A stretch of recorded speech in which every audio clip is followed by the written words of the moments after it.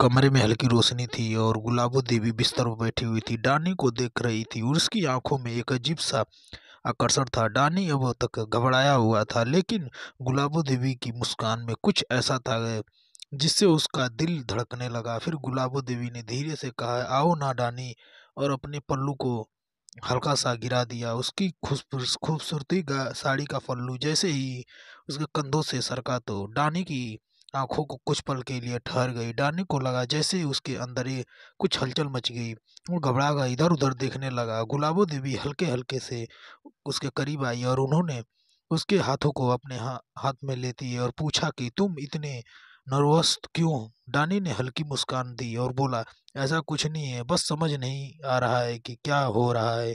फिर गुलाबो देवी हंस पड़ी और बोली, अरे भोले आदमी, शादी हुई है हमारी और शादी के बाद पहली रात होती है सुहाग रात, इसमें ये डरने क्या बात है। डानी कुछ बोलता इससे पहले गुलाबो देवी ने अपना हाथ उसके गर्दन पर फिराया और फुसफुसाई की, और हम अजनबी नहीं रहे डानी, अब से हम पति पत्नी हैं। डानी की सांसें तेज होने लगी। तभी गुलाबो देवी ने उसकी आंखों में गहरी नजर डाली और चेहरे को अपने हाथों में पकड़ लिया और बोली, आज की रात हमारी रिश्ते की पहली रात है, इसे खास बनाना है। फिर उन्होंने उसे हल्के से बिस्तर पर बैठाया और खुद उसके पास आ गई। उसकी उंगली डानी की हथेली पर धीरे धीरे घूम रही थी और उसके होठों पर हल्की मुस्कान थी। डानी भी अब थोड़ा खुल चुका था और धीरे धीरे से बोला, आपने अब तक शादी क्यों नहीं की? तभी गुलाबो देवी ने उसकी उंगलियों से खेलते हुए, हर किसी को कोई ना कोई राज छुपा कर रखना पड़ता है डानी, और मेरा राज तुमसे ज्यादा दिन तक छुपा नहीं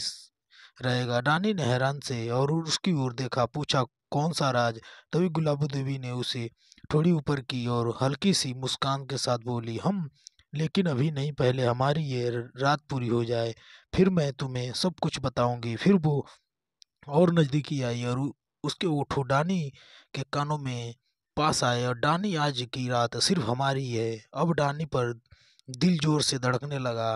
गुलाबो देवी की नरम अंगुलियां उसके चेहरे को छू रही थी और उसकी खुशबू से पूरा कमरा महक रहा था। धीरे धीरे दोनों के बीच दूरियां खत्म होने लगी और कमरा ठंडी रात में गर्म हो चुका था। तभी अचानक डानी की नज़र कमरे के कोने में गई जहां उसकी पुरानी भारी भरकम तिजोरी रखी थी। तिजोरी देखकर वो रुक गया और बोला, ये क्या है? गुलाबो देवी मुस्कुराई और उसके कंधों पर हाथ फेरते हुए बोली, यह तो मेरा असली राज है। डानी डानी को अब एहसास हुआ कि वो सिर्फ शादी नहीं कर रहा था, बल्कि किसी बड़े खेल का हिस्सा बन चुका था।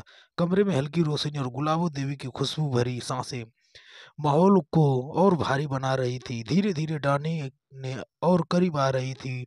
उसकी उंगलियां अपने बालों में फिरा रही थी, उसके हाथों को थामे हुए थी। डानी ने भी अब खुद को रोक नहीं पाया, लेकिन जैसे ही उसकी नज़र कमरे के कोने रखी भारी भरकम तिजोरी पर पड़ रही थी तो उसका दिमाग भटक रहा था और वह समझने की कोशिश करने लगा कि इतनी पुरानी बड़ी तिजोरी आखिर यहाँ क्यों रखी है। तभी गुलाबो बोली, क्या सोच रहे हो? और मुस्कुराते हुए धीरे से उसका चेहरा अपनी ओर मोड़ लिया। फिर डानी थोड़ा झिकझिकाया और बोला, कुछ नहीं, बस यूं ही। गुलाबो देवी ने हल्के से उसके ठोड़ी उठाई और बोली, सुहाग रात को बस यूं ही नहीं सोचा जाता डानी। फिर उन्होंने अपनी बाहों में गले में डाल दिया और उसके करीब खींच लिया। डानी ने एक लंबी सांस ली और फिर पूरा जान लगाकर जो गुलाबो देवी कर रही थी उसी काम का अंजाम देने लगा। जैसे ही उसने सिर से उधर देखने की कोशिश की, गुलाबो देवी ने तुरंत उसका चेहरा अपने हाथों में भर लिया और उसकी आंखों में गैर नजर डाली। और डानी उस उनकी आवाज में एक मीठा और हवी करने की तान थी, अब वो, मैं तुम्हारी हूँ, तुम मेरे हो, ध्यान भटकाने की जरूरत नहीं। डानी हल्का सा मुस्कुराया और लेकिन उसके अंदर का शक बढ़ता जा रहा था और गुलाबो देवी सुहाग रात मनाने के लिए लगी रही, लेकिन डानी अब आधे मन से उसका साथ। हर बार जब यह थोड़ा पीछे हटकर तिजोरी की देखने की कोशिश करता था, तभी गुलाबो देवी ने अपनी ओर खींच लेती। उनके नाखून की उसकी गर्दन पर हल्के से फिर रहे थे, उसकी सांसें उसके चेहरे के पास थी। लेकिन डानी अब इन सब चीजों से ज्यादा उस तिजोरी की रहस्य में उलझ चुका था। अगर यह कहानी पसंद आई हो तो कृपया वीडियो को लाइक कर दीजिए। तभी अचानक हवा में एक हल्की सराहट हो, ऐसा लगा जैसे कमरे के बाहर कोई हलचल हुई हो। डानी ने तुरंत सतर्क हो गया, कहा, बार तभी गुलाबो देवी ने बिना कोई घबराहट दिखाए उसकी कमर में कसकर पकड़ लिया और धीमे से बोली, इतनी जल्दी क्यों नहीं आएगा? यह रात सिर्फ हमारी है। लेकिन डानी के मन में अब और ज्यादा सवाल उठने लगे। आखिर ये तिजोरी किसकी है और इसमें क्या रखा है? और सबसे बड़ी बात, गुलाबो देवी से मुझे छुपाने की इतनी कोशिश क्यों कर रही है? गुलाबो देवी का स्पर्श धीमा फुसफुसाहट उसकी आंखों में बस यही चाहती, सब कुछ डानी को इस और दुनिया में ले जा रहा था। जाने के लिए काफी थी, लेकिन फिर से भी उसका दिमाग बाहर बार बार तिजोरी की तरफ भाग रहा था। हर बार वह थोड़ा पीछे हटकर तिजोरी की ओर देखता। तभी गुलाबो देवी ने उसे अपनी बाहों में भेज लेती है। उन्होंने उसके गालों को हल्के सा हिलाया और धीरे से कहा, डानी मैं तुम्हें कुछ देना चाहती हूँ। तभी डानी चौंकना हुआ और बोला, क्या? तभी गुलाबो देवी ने हल्की मुस्कान दी और उसकी हाथों को अपने हाथों में लेकर अपनी साड़ी का पल्लू थोड़ा सा सरका दिया। उसकी आंखों में अजीब सा चमक थी और मुस्कुराते हुए बोली, थोड़ा सब्र रखो, पहले हमारी ये रात पूरी हो जाए तो फिर से तुम्हें सब कुछ बता दूंगी। डानी ने उसे बातों में छुपा हुए राज को समझने की कोशिश की, लेकिन तभी उन्होंने उसे और करीब खींच लिया और बोली, बस मुझसे खो जाओ। डानी उसकी आवाज में ऐसा काशिश थी कि डानी चाहकर भी खुद को रोक नहीं पा रहा था। लेकिन ठीक उसी समय जब माहौल और भारी होने लगा, तभी एक अजीब सा आवाज कमरे में गूंजी, ठग। तभी डानी ने तुरंत सिर घुमाया तो आवाज तिजोरी की ओर से आई थी। गुलाबो देवी ने तुरंत उसका चेहरा फिर से अपनी ओर मोड़ लिया और बोली, थोड़ा न डानी, ध्यान मत भटकाओ। उन्हें अपने ओठों उसके कानों के पास लाते हुए, वो रात सिर्फ हमारी। लेकिन अब डानी को यकीन हो गया कि कुछ तो गड़बड़ है। उसे धीरे से गुलाबो देवी के हाथ को अलग किया और जल्दी से बिस्तर से उठ खड़ा हुआ और बोला, मुझे देखना है कि तिजोरी में क्या है। तभी गुलाबो देवी की आंखों में एक पल के लिए डर सा तैयार हो गया, लेकिन फिर उन्होंने मुस्कान ओढ़ी ली और बोली, डानी अभी नहीं, पहले प्यार फिर रहस्य। लेकिन डानी अब नहीं रुका और उसने सीधे तिजोरी की ओर कदम बढ़ाया और जैसे ही उसने उसे छूने की कोशिश किया तो गुलाबो देवी की आवाज सख्त हो गई और रुक कर डानी ने चौंक कर उसकी तरफ। गुलाबो देवी का चेहरा बस ऐसा नहीं था जैसा कुछ देर पहले था। उनकी आंखों में अब एक अजीब सा तनाव आ गया और बोली, तिजोरी मत खोलो। डानी अब पूरी तरह समझ चुका था कि इस शादी के पीछे कोई बड़ा खेल है। उस खेल की असली राज इतनी इसी तिजोरी में छुपा है। अब डानी की उंगलियां तिजोरी के हैंडल पर टिक गई और कमरे में सन्नाटा था। सिर्फ गुलाबो देवी की तेज होती सांसों की आवाज सुनाई दे रही थी। वो बोली, डानी मैंने कहा ना, तिजोरी मत खोलो। गुलाबो देवी की आवाज पर पहले जैसे मीठी नहीं रही, उसकी हल्की शक्ति आ गई थी। तभी डानी ने उनकी तरफ देखा और बोला, आखिर इसमें क्या है जिसे तुम मुझे छुपा रही हो? तभी गुलाबो देवी उठकर उससे पास आई और फिर उससे उसकी कलाई पकड़ ली और बोली, तुम मेरे पति हो डानी, कुछ बातें पति पत्नी के बीच भी रहनी चाहिए। हर राज जानना जरूरी नहीं होता है। लेकिन अब डानी को पूरा यकीन हो गया था कि ये कोई आम तिजोरी नहीं है। उसने गुलाबों का हाथ झटकते हुए कहा, अगर हमारी शादी सच्ची है तो मुझे जानने की दो, इनमें क्या है? और गुलाबो देवी के चेहरे के भाव बदल गए। उसकी आंखों में अब प्यार का बजाय गुस्सा झलक रहा था। फिर भी वो हल्के से बोली, तुम समझ नहीं रहे हो डानी। लेकिन डानी अब रुका नहीं। उसे झटके से तिजोरी का हैंडल घुमाया और तिजोरी लाख थी। तभी गुलाबो देवी ने गहरी सांस ली और बोली, ठीक है, अगर तुम इसे खोलना ही चाहते हो तो पहले मेरे पास आओ। उन्हें अपनी साड़ी का पल्लू और थोड़ा सरकाया और वो धीरे से उसके करीब आई और उस कंधे पर हाथ रखा और ओठों को उसके कानों के पास लाकर धीरे से फुसफुसाई, और अगर तुमने मेरी बात मानोगे तो खुद तुम्हें बताऊंगी इसमें क्या है। डानी कुछ पल तक उसकी आंखों में देखता रहा, फिर बोला, अगर तुम सच में कुछ प्यार करती हो, मुझसे प्यार करती हो तो झूठ मत बोलो। क्या है तुम्हें मुझसे शादी सिर्फ प्यार के लिए करनी है? इसके पीछे कुछ और कारण? तभी गुलाबो देवी ने हंस पड़ी, लेकिन यह बार उसकी हंसी पहले जैसी मासूम नहीं थी।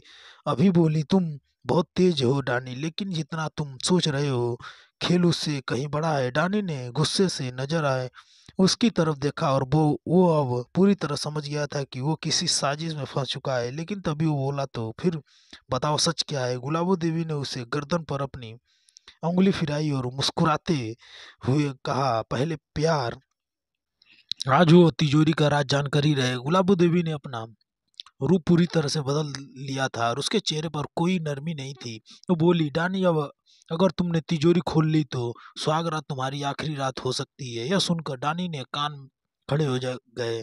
मतलब उसने संदेह भरी नजरों में पूछा, तुम? गुलाबो देवी ने लंबी सांस ली और ठंडे स्वर में बोली, जो इस तिजोरी का राज जानना चाहता है वो जिंदा नहीं रहता है। डानी के अंदर एक अजीब सी बेचैनी उठी, लेकिन उसने खुद को मजबूत रखा और बोला, अगर मैं तुम्हारा पति हूँ तो मुझे सच जानने की पूरा हक है। फिर गुलाबो देवी ने एकदम पास आई और बोली, ठीक है डानी, अगर तुम इतना ही जिद कर रहे हो तो खोल लो इसे। फिर उसने ब्लाउज के अंदर हाथ डाला और धीरे से एक चमचमाती हुई चाबी निकाली और डानी की नजर चाबी पर टिकी थी। बोला, तो चाबी तुम्हारे पास थी, लेकिन अभी मेरे हाथ में कोई नहीं आई।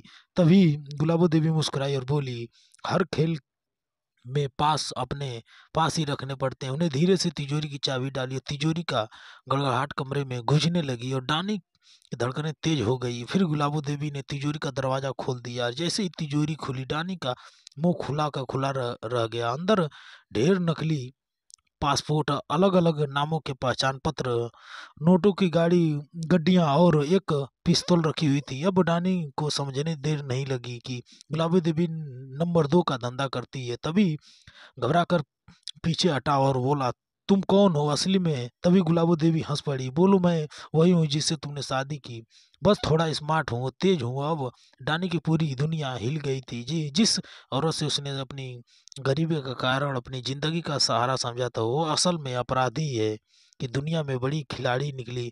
अब डानी ने पैरों तले जमीन खिसक गई। तिजोरी में रखे नकली पासपोर्ट, नगद और पिस्तौल उसकी आंखों खोल दी, लेकिन वो इससे पहले वो कुछ समझ पाता, गुलाबो देवी ने तिजोरी का दरवाजा धड़ाक से बंद कर दिया और धीमे कदमों में उसके तरफ बढ़ी और बोली, जब तुमने देख ही लिया है, आगे की बात भी सुन लो।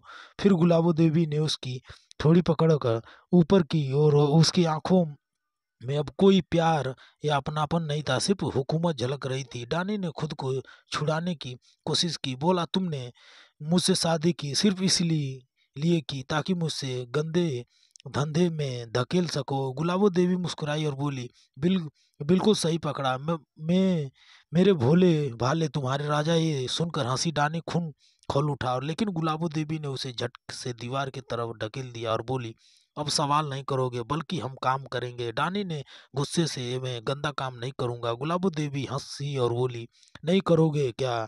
तुम्हें लगता है कि तुम्हारे पास कोई और रास्ता है?